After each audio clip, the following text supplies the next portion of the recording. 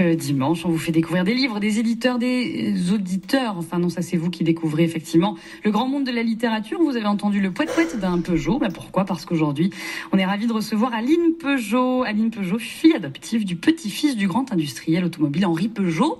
Bonjour Aline. Bonjour Mélanie, merci de m'avoir invitée. Avec grand plaisir, merci d'être avec nous. Vous êtes installée depuis peu à Garéo, dans le Var. Voilà, depuis juillet, tout à fait. 83, et vous avez publié un ouvrage, on va le dire, qui est autobiographique tout simplement, Aline, parce que votre histoire est assez exceptionnelle. Racontez-nous un petit peu d'où vient ce livre et pourquoi vous l'avez écrit. Oui, voilà, alors mon livre est un témoignage de mon parcours de vie, parce que je voulais transmettre un petit peu surtout l'analyse que j'avais fait des choix, des épreuves que j'avais subies tout au long du parcours, et témoigner aussi sur toutes ces problématiques de préjugés, d'étiquettes qu'on vous colle dessus, simplement parce que vous avez un physique avenant ou que vous avez un derrière vous et qu'on suppose que vous avez une vie très facile. Or, il n'y a rien de plus faux.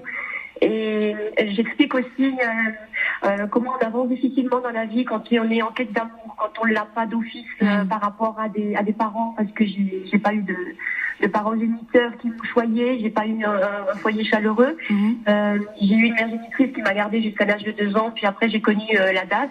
Ça a été très difficile, et ensuite j'ai eu des parents adoptifs, donc effectivement la famille Peugeot. Mais là, pareil, j'ai pas découvert, j'ai pas eu droit à l'affection qu'on est en droit, enfin qu'on suppose qu'on va pouvoir. Oui, qu'on suppose avoir dans une famille, d'ailleurs quelle qu'elle soit, la famille, de quelle manière elle soit constituée, ça c'est très important de le souligner aussi, puis c'est d'actualité. Quand on porte le nom Peugeot, Aline, et est-ce que c'est d'autant plus dur d'être aussi étiqueté Peugeot, notamment quand on n'a peut-être pas eu le patrimoine, la transmission de cette famille qui a marqué l'histoire, tout simplement. C'est pas facile pour 2 raisons. Déjà par rapport à la famille, parce qu'on vous met beaucoup de pression, c'est-à-dire qu'il y a des noms prestigieux, il y a des gens qui ont fait des choses fantastiques, et on vous demande d'être un petit peu à la hauteur de toute l'aura qui est autour de cette famille. Et il y a aussi le regard des autres, le regard des autres qui suppose que vous êtes mis avec une cuillère dans la bouche, dans la bouche, que tout vous est donné, que c'est facile, et non en fait, parce que le nom ne donne pas l'amour, le nom ne donne pas l'affection. Voilà. Peut-être la guidance que doivent donner les parents qui rassurent l'enfant, tout ça, je l'ai pas eu, donc ça a été un véritable chaos en fait. Bon, en tout cas, ce livre, bien sûr, a dû, comme la littérature peut guérir, vous permettre de passer des caps. Juste un mot, et ce sera ma dernière question, Aline Peugeot, là-dessus.